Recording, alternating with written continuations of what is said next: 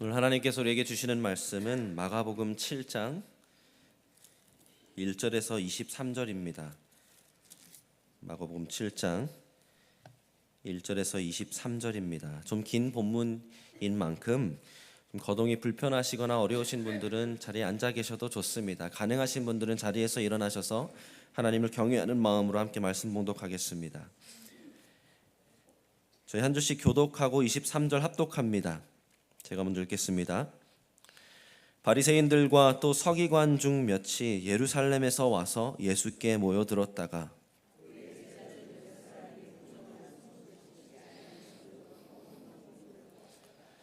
바리새인들과 모든 유대인들은 장로들의 전통을 지켜 손을 잘 씻지 않고서는 음식을 먹지 아니하며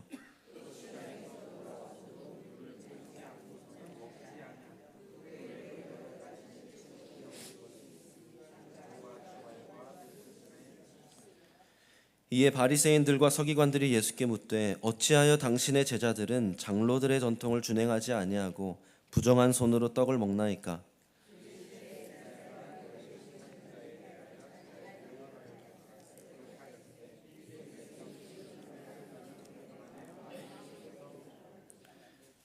사람의 계명으로 교훈을 삼아 가르치니 나를 헛되이 경배하는도다 하였느니라.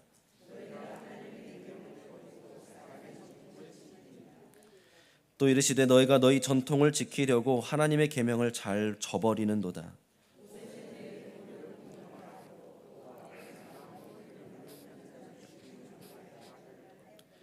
너희는 이르되 사람이 아버지에게나 어머니에게나 말하기를 내가 드려 유익하게 할 것이 고르반 곧 하나님께 드림이 되었다고 하기만 하면 그만이라 하고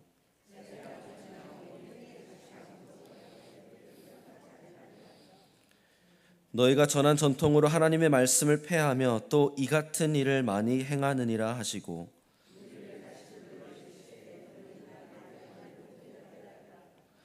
무엇이든지 밖에서 사람에게로 들어가는 것은 능히 사람을 더럽게 하지 못하되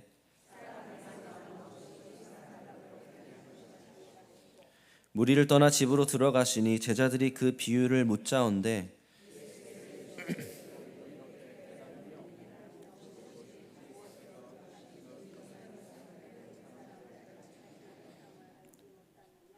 이는 마음으로 들어가지 아니하고 배로 들어가 뒤로 나감이라. 이러므로 모든 음식물을 깨끗하다 하시니라.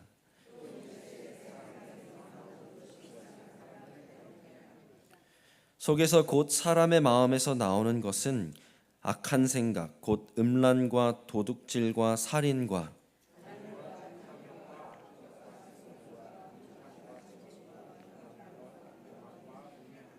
함께 읽습니다. 이 모든 악한 것이 다 속에서 나와서 사람을 더럽게 하느니라.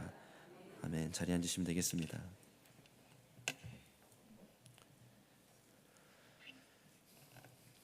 핸드 세니타이저를 기억하십니까?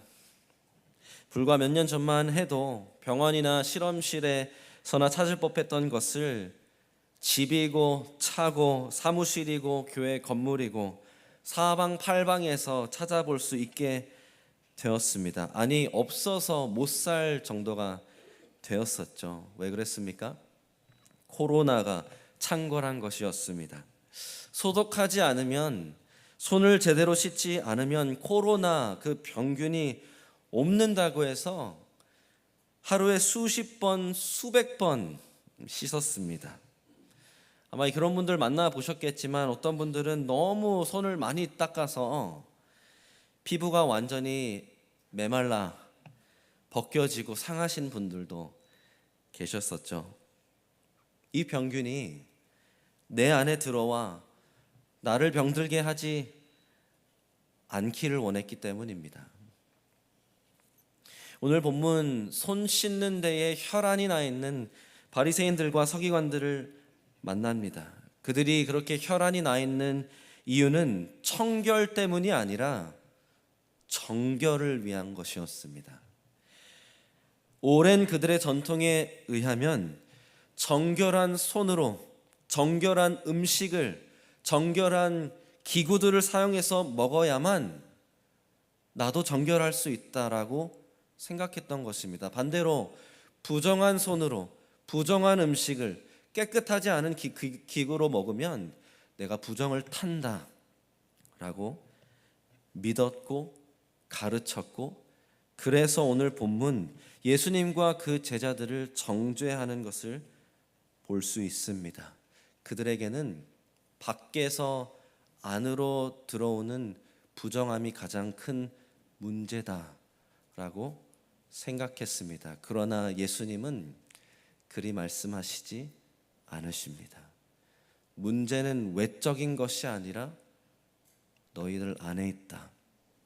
외적인 것이 아니라 우리의 내면에 있다라고 말씀하십니다.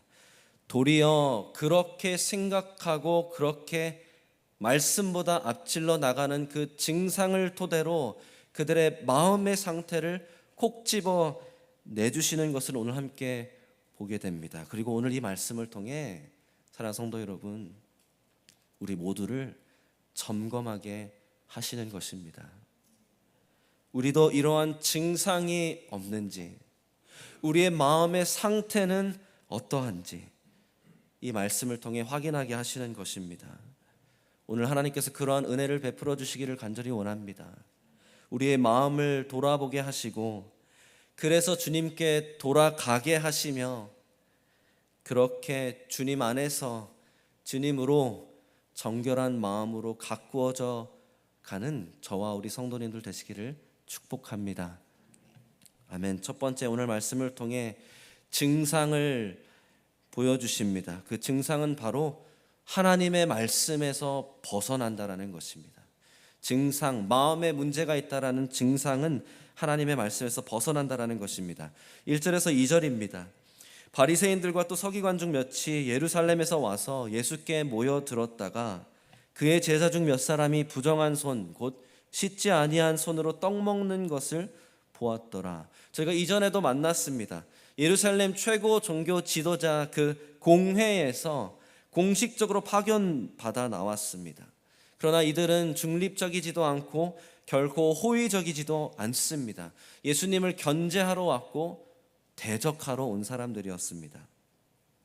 그리고 건수를 하나 찾았다 생각하고 있죠. 와서 보니까 제자들이 부정한 손, 곧 씻지 않은 손으로 떡을 먹는 것을 보고 적어봐라 하며 문제를 삼고자 합니다.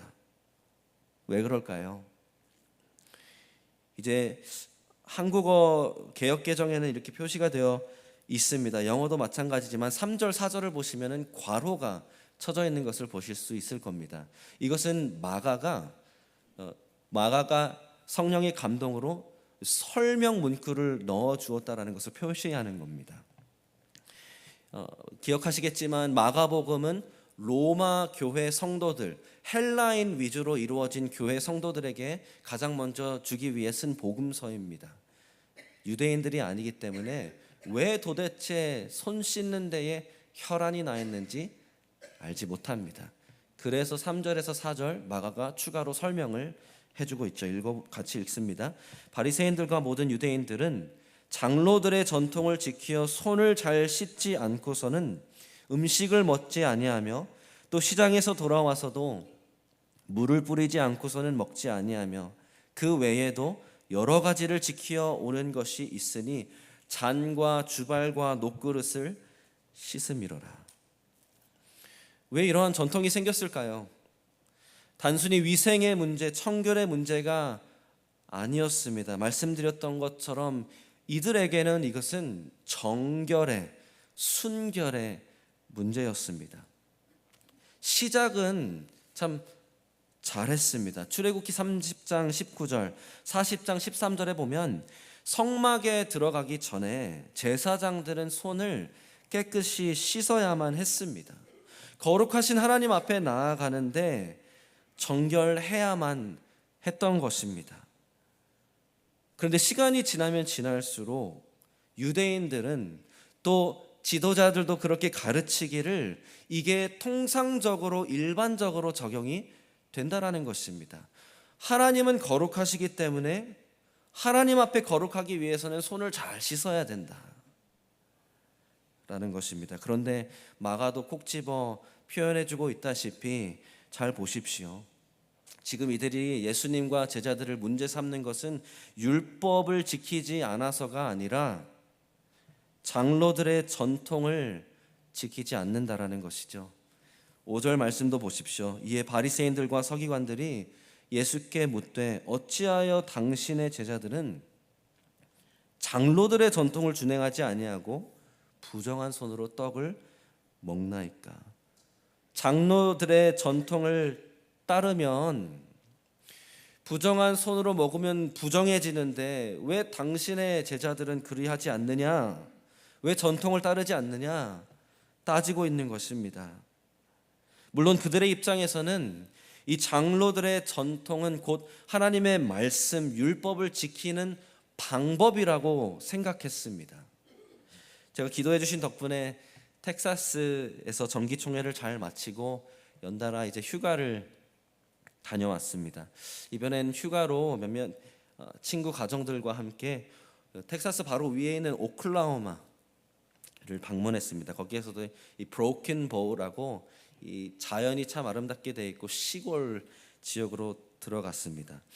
텍사스도 마찬가지지만 오클라호마 이 남부 시골 지역으로 쭉 운전해 가다 보면 정말 광활한 초월과 그에 맞춰 울타리가 쭉 서 있는 것을 볼 수 있습니다. 그냥 1시간, 2시간 내내 가는 내내 소랑 말들을 벗삼아 운전하게 됩니다. 울타리의 목적은 무엇입니까? 소나 말이나 양들이 벗어나지 못하게 하는 것입니다. 차들이 쌩쌩 달리는 거리로 넘어오면 소가 다치든 차 안에 있던 사람들이 크게 다치게 됩니다. 그래서 울타리를 쳐주는 것이죠. 장로들의 전통이 그런 울타리였습니다. 의도는 순수했습니다. 율법을 지키고자, 율법을 넘어가 범하지 않고자, 이 율법에 따라 살려면 이 전통이라는 가두리 안에서만 살면 돼 라고 말한 것입니다. 그 장로들의 전통이 처음에는 구두로 계승이 되다가 결국에는 지금도 현존하고 사용되고 있는 미시나이라는 유대교의 전통으로 이제 규례로 기록이 되어지고 있는 것입니다. 그 미시나의 의미 자체가 울타리입니다. 근데 문제는 울타리를 치고 계속 치다 보니까 도리어 울타리 때문에 말씀과 멀어지게 된 것입니다. 제가 6, 7절은 곧 돌아오겠습니다만 8절을 보십시오. 너희가 하나님의 계명은 버리고 사람의 전통을 지키느니라. 어떻게 이런 일이 일어날 수 있었을까요? 하나님의 말씀을 지키려고 세운 울타리인데 그 울타리 때문에 하나님의 계명을 버리게 되다니요. 제가 이전에도 예로 들은 적이 있습니다. 핸드폰 깨지지 않게 하려고 액정에 보호 필름을 붙이게 되지 않습니까? 근데 핸드폰 보호한다고 액정 필름을 수백 장, 수천 장 붙여놨다 생각해 보십시오. 그러면 어느 순간이 되면 핸드폰 화면을 보지도 못합니다. 아무리 이렇게 스와이프를 해보려고 해도 작동이 될 수가 없습니다. 겹겹이 계속해서 쌓아가다 보니까 결국에는 말씀으로부터 멀어졌다라는 것입니다. 결국 지키고자 세웠던 울타리로 인해 말씀을 어기게 되었다라는 것입니다. 그러면서 예수님께서 그 예를 들어주시죠. 9절부터 10절 제가 읽습니다. 또 이르시되 너희가 너희 전통을 지키려고 하나님의 계명을 잘 저버리는도다. 모세는 내 부모를 공경하라 하고 또 아버지나 어머니를 모욕하는 자는 죽임을 당하리라 하였거늘. 아멘이시죠? 우리 부모님들 아멘. 출애굽기 20장 12절 10계명에 나온 계명이죠. 출애굽기 21장 17절 부모를 공경하지 않고 도리어 모욕하면 죽임을 당한다고 심판을 경고하십니다. 그만큼 부모를 공경해야 된다라는 것입니다. 그런데 11절에서 13절을 이제 잘 보십시오.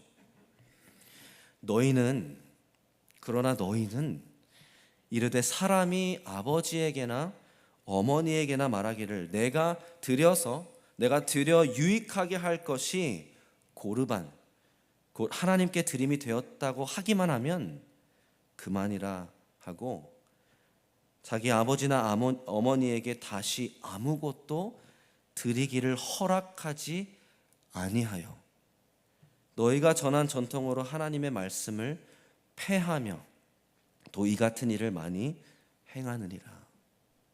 사랑하는 성도 여러분, 지금 이 말씀을 통해서 예수님께서 기정사실화하시는 것이 있다면 부모를 공경하는 것은 마음가짐, 태도만을 말하는 것이 아닙니다.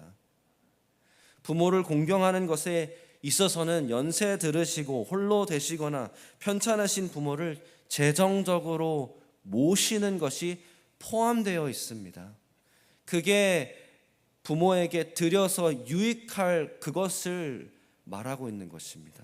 그리고 이것은 기존 구약에만 나와 있는 내용이 아닙니다. 시간이 되시면 디모데전서 5장 1절부터 쭉 읽어보십시오. 4절에 과부가 된 자는 먼저 자녀나 손자에게 효를 보이도록 보답을 하도록 가르쳐야 된다고 말씀하십니다. 8절에 보시면 이렇게까지 말씀하시죠. 친족, 가족을 돌보지 아니하면 믿음을 배반한 자요 불신자보다 더 악한 자니라.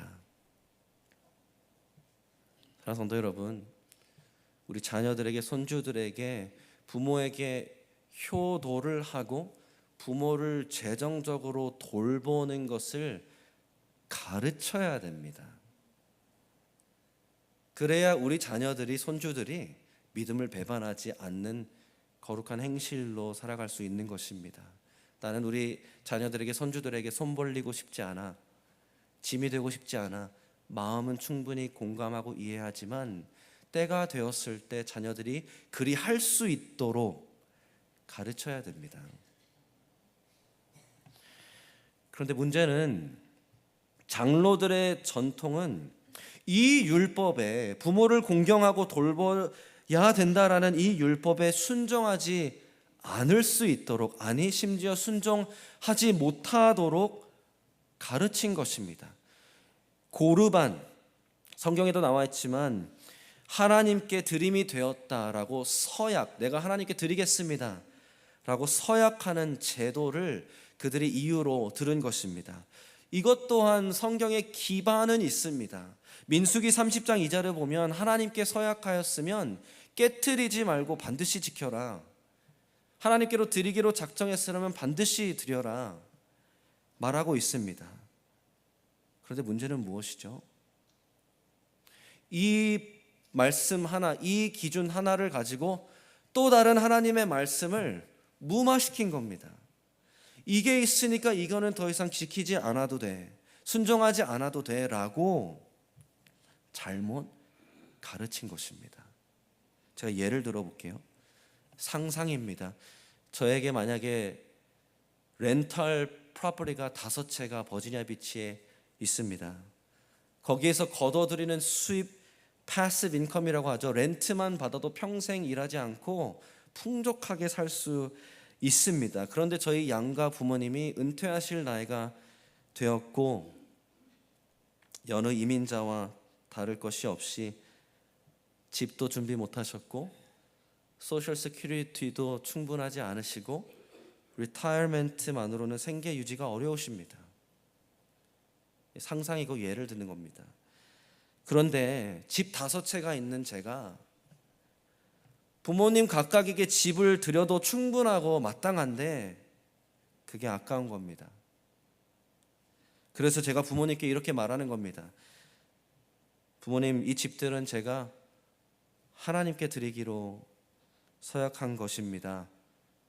그래서 부모님께 드릴 수가 없습니다. 근데 참 이 고르반이라는 제도가 얼마나 간사한지 아십니까? 그렇게 서약을 하고 나서 일평생 자기가 갖고 있다가 죽어서야 넘기는 겁니다. 고르반이 하나님께 서약한 것이니까 그런 효력이 있다고 주장한 겁니다.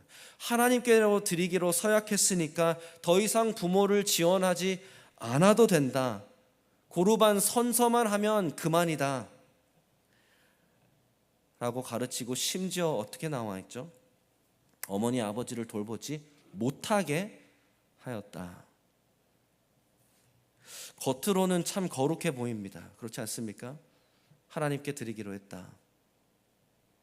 하나님께 내가 바쳤습니다. 경건해 보입니다.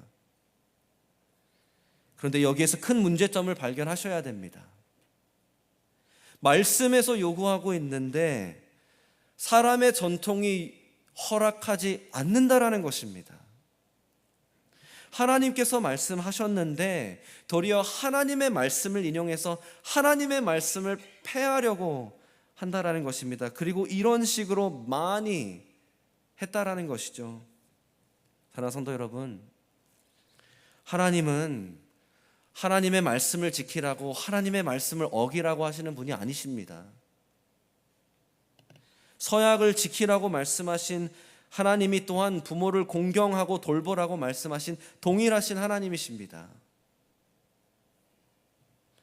그래서 저희가 이들을 봐주고 또 봐줘도 at best 말씀에 대한, 하나님에 대한 크나큰 오해, 잘못된 해석을 가지고 있는 것입니다.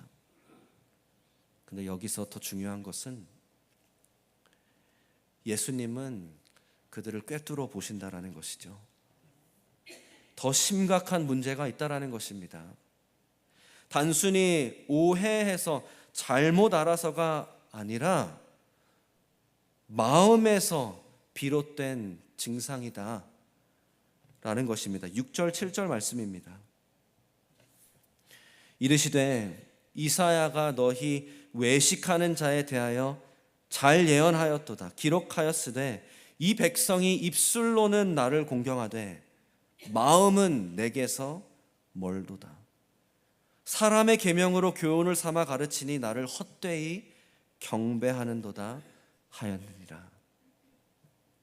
겉으로 언행이 아무리 경건해 보이면 뭐합니까?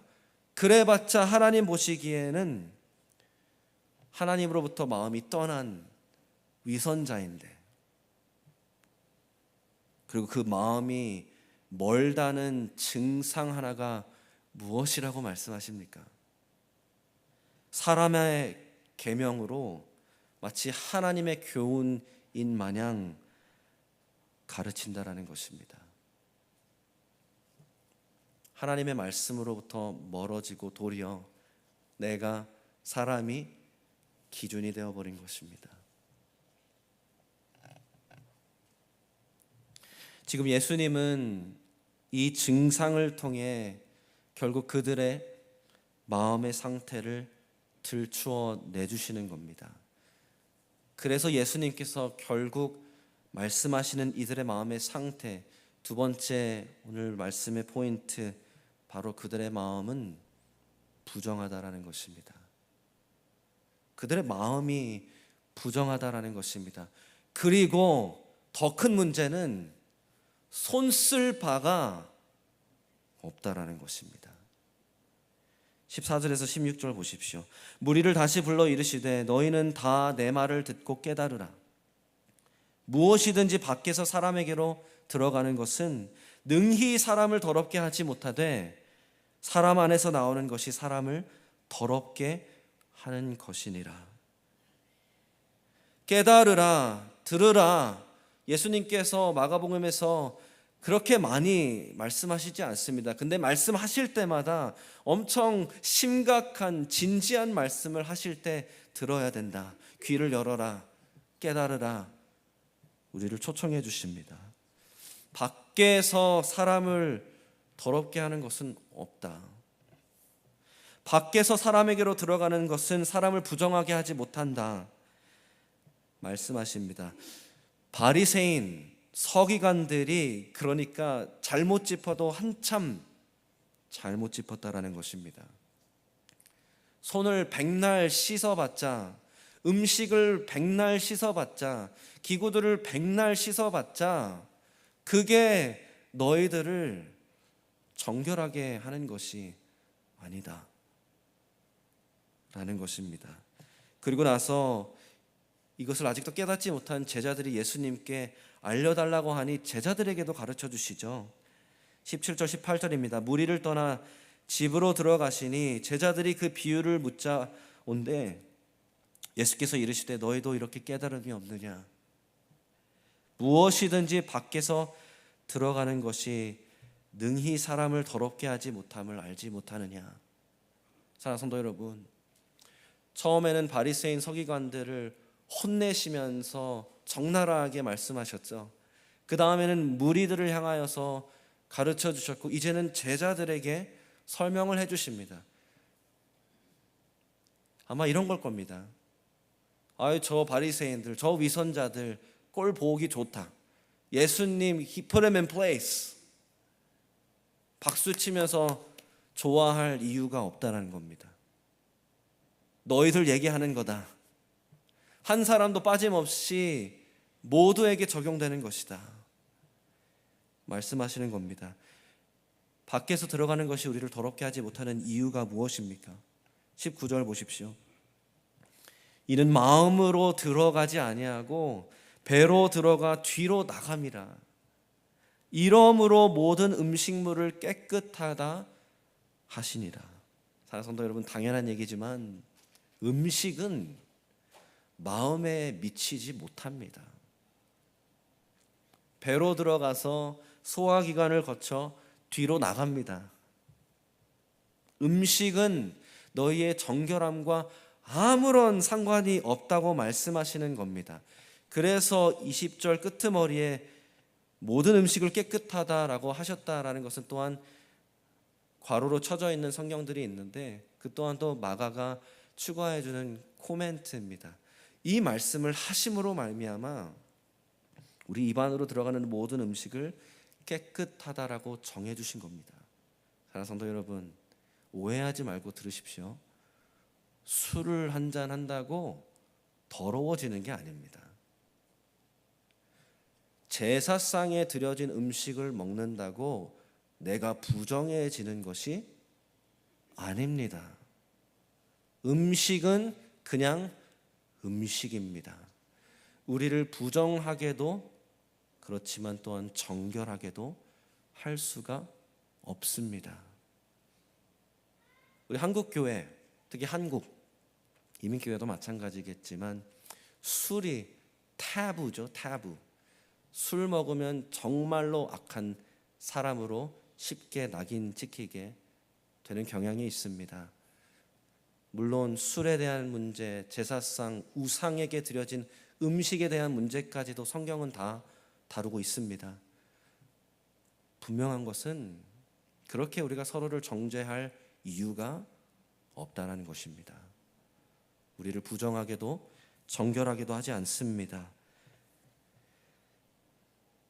왜냐하면 우리를 부정하게 하는 것은 밖에서 안으로 들어온 것이 아니라 안에서 밖으로 나오는 것이다.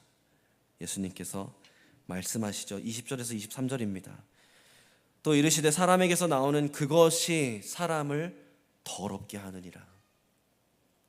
속에서 곧 사람의 마음에서 나오는 것은 악한 생각, 음란과 도둑질과 살인과 간음과 탐욕과 악독과 속임과 음탕과 비방과 질투와 교만과 우매함이니 이 모든 악한 것이 어디서 나옵니까?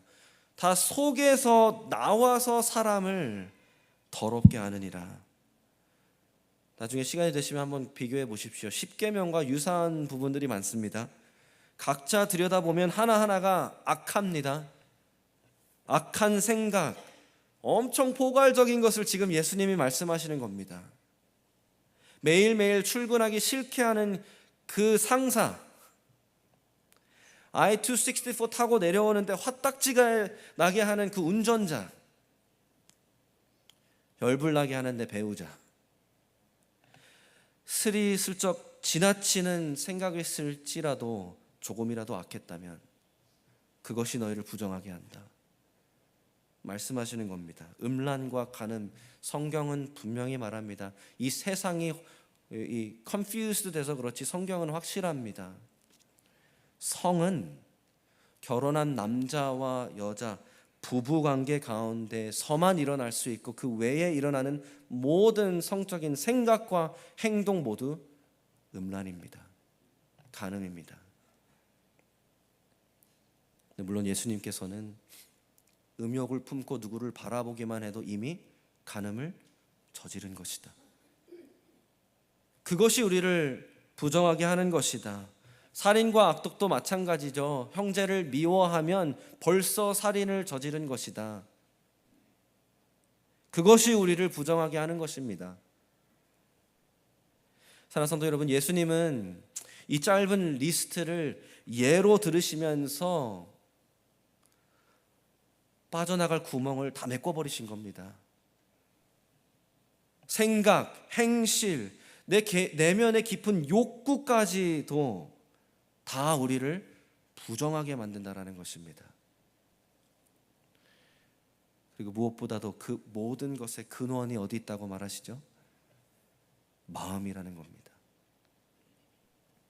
마음이 부정하니까, 마음이 악하니까 나를 부정하게 하는 행동들이 그냥 나오는 겁니다. 저는 세차하는 거를 참 좋아합니다. 제가 흰색 미니밴 카니발을 몰고 다니는데 조금만 방치하면 흰색이기 때문에 때가 묻은 게 금방 티가 납니다. 저는 더러워지는 것을 싫어합니다. 그래서 세차를 싹 해서 가져올 때가 많습니다.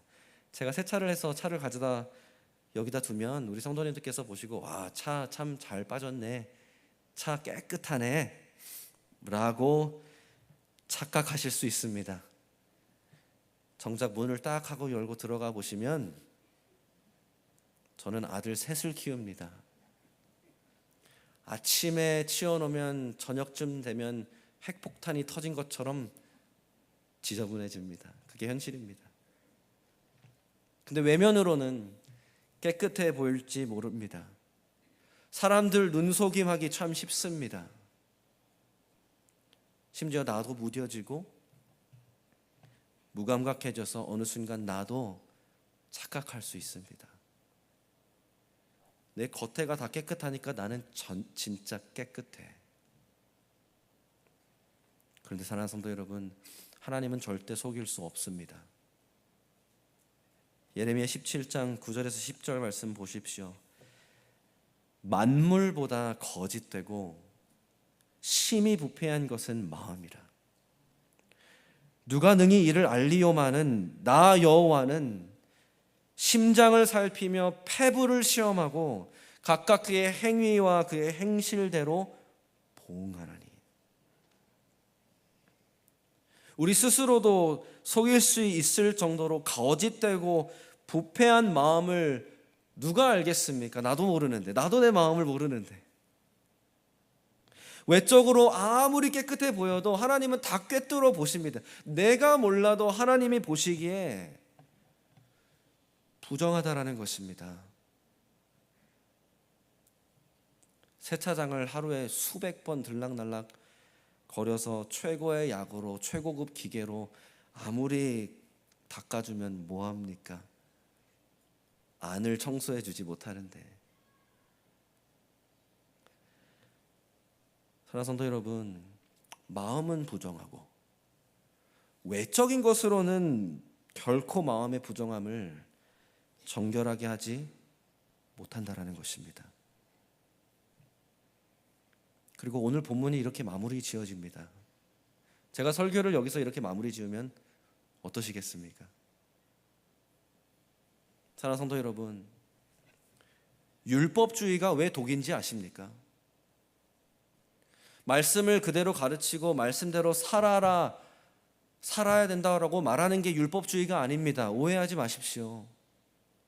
율법주의가 독인 이유는 마음의 문제를 다루지 않고 외적인 모습으로만 정결할 수 있다고, 아니 나는 그래서 정결하다고 착각하게 만들기 때문에 율법주의가 문제인 겁니다. 그게 바로 바리새인들과 서기관들의 위선이고 율법주의입니다. 심지어 그것도 말씀의 기준도 아닌 사람의 기준으로 덧붙인 나의 기준으로 나를 판단하고 남을 판단하게 하는 간사하고 부정한 부패한 마음이 있다면 과연 그 누가 하나님 앞에 나는 정결하다고 말할 수 있겠습니까? 사랑하는 성도 여러분, 얼마나 깨끗하십니까? 얼마나 정결하십니까? 오늘 이 자리에 나와 하나님 앞에 예배드리는데 우리는 하나님이 거룩하신 분이시다 믿습니다. 그럼 우리는 어떻습니까? 스쳐 지나간 생각도, 혼자 중얼거린 말도, 아무도 보지 않는 곳에서, 아니 벌건 대낮에 사람들 다 보는 데에서 한 행동 하나하나도 하나님은 다 보시는데, 무엇보다 우리의 마음을 꿰뚫어 보시는 하나님 앞에 누가 정결하다고 말할 수 있겠습니까? 아무도 없습니다. 완전히 거룩하신 하나님 앞에 나는 거룩하다 자부할 수 있는 사람은 하나도 없습니다. 그러나 혹 그렇게 자부하시는 분들이 계십니까? 이 정도면 됐지, 이것 봐 저것 봐, 난 이거 하고 저거 해. 사랑하는 성도 여러분, 우리 스스로 하나님 앞에 내세울 것은 하나도 없습니다. 우리 부정한 마음을 정결하게 씻어낼 수 있는 방법은 없었습니다. 그래서 하나님께서는 아예 약속을 하셨죠. 에스겔 36장 26절에서 27절에 보시면 새 영을 두고 새 마음을 주사 굳은 마음을 제거하고 부드러운 마음을 주심으로 그래서 하나님의 율례를 지켜 행하게 하시리라. 그렇게 약속하셨습니다. 이것이 바로 새 언약이었습니다. 그리고 이 약속을, 그 새 언약을 예수 그리스도 하나님의 아들을 이 땅에 보내심으로 말미암아 성취 이루셨습니다. 하나님을 거절하고 거역하는 완악한 마음의 죄인들, 그래서 죽고 멸망하는 것이 마땅했던 우리들을 구원하시려고 당신의 아들 예수 그리스도를 이 땅에 보내주셨습니다. 참 하나님이자 참 사람이 되신 예수님은 참으로 정결하셨습니다. 죄가 없으셨습니다. 거룩하셨습니다. 그러나 십자가에 매달려 죽으셨습니다. 우리 죄인들의 죄값을 담당해 주신 것이죠. 그 흘리신 보혈로 우리 죄를 사하시고 우리를 모든 불의에서 깨끗하게 씻어 주시려고 죽으신 것입니다. 그리고 3일 만에 부활하셨습니다. 아멘.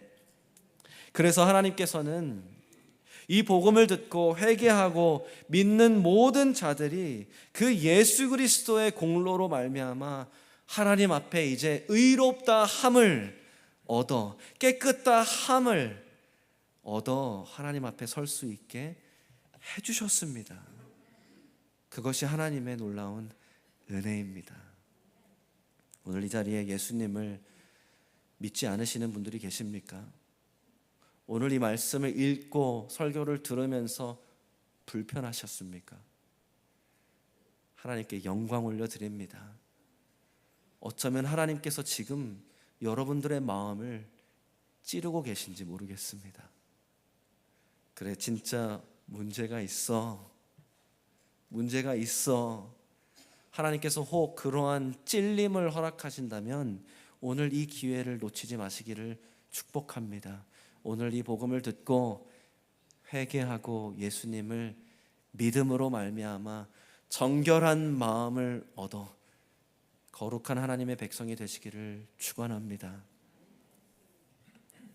그리고 우리 사랑하는 TKBC 성도 여러분,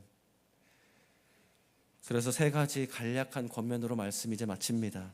첫 번째, 말씀으로 마음을 점검하기를 원합니다.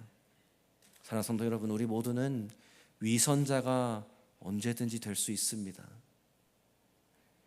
내 외적인 모습을 내세우고 내 외적인 모습으로 인해 착각하며 정작 내 마음을 들여다보지 않을 수도 있습니다. 그리 되지 마십시오. 그러나 그 마음을 점검하게 하는 것은 바로 하나님의 말씀이다 라는 것을 기억하십시오. 제가 읽어드립니다. 히브리서 4장 12절에서 13절. 하나님의 말씀은 살아있고 활력이 있어 좌우의 날선 어떤 검보다도 예리하여서 혼과 영과 및 관절과 골수를 찔러 쪼개기까지 하며 또 마음의 생각과 뜻을 판단하나니 지으신 것이 하나도 그 앞에 나타나지 않음이 없고 우리의 결산을 받으실 이의 눈앞에 만물이 벌거벗은 것 같이 드러나느라. 사랑하는 성도 여러분, 내 기준, 내가 믿는다고 생각하는 내용, 나의 행실 하나하나 말씀으로 점검하는 우리 모두가 되기를 간절히 소망합니다. 이렇게도 생각하셔야 됩니다. 내 기준은 내 기준인가? 내 기준이고 사람의 전통인가? 하나님의 말씀인가? 우리 교회 전통적인 교회인가? 성경적인 교회인가? 말씀만이 판별해 주는 것입니다. 말씀으로 점검하시기를 간절히 축원합니다. 그리고 하나님께서 말씀으로 찔러 주사 은혜를 베풀어 주신다면 두 번째, 회개함으로 정결한 마음을 가꾸어 가는 것입니다. 요한일서 1장 9절. 만일 우리가 죄를 자백하면 그는 미쁘시고 의로우사 우리 죄를 사하시며 우리를 모든 불의에서 깨끗하게 하실 것이요. 이미 예수님께서 다 이루셨습니다. 그 복음의 은혜, 복음의 능력을, 보혈의 능력을 우리가 오늘 함께 찬양했던 것처럼 보혈의 능력을 의지해서 이제는 주님께로 도망치십시오.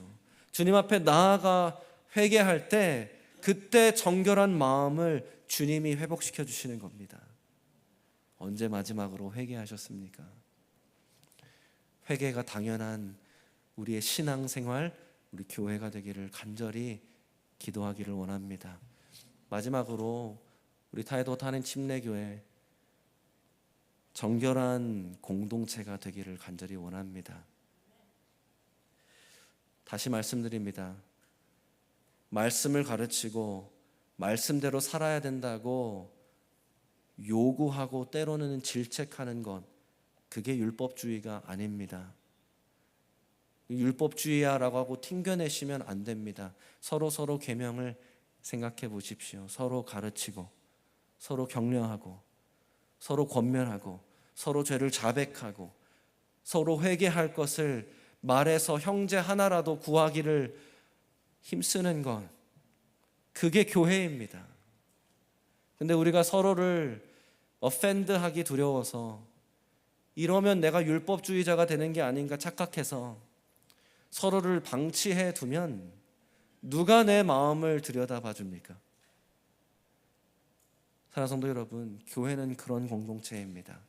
교회이기 때문에 서로 더 정결하기를 힘쓸 수 있는, 서로 도울 수 있는 것이 교회입니다. 우리 그러한 교회를 세워가는 것이 어떻겠습니까? 그러한 건강한 교회, 성경적인 교회, 정결한 공동체 되기를 간절히 축원합니다. 아멘. 함께 기도하겠습니다.